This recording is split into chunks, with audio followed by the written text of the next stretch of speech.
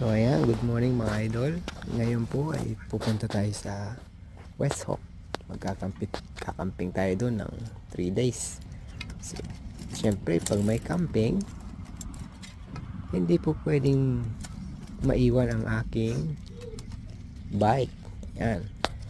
Kasi sa camping po, kain at tulog lang gagawin natin.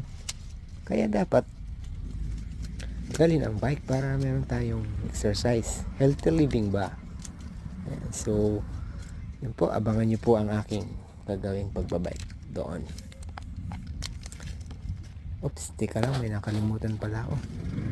Iaayos ko muna yung aking sanggulong at baka maotyo.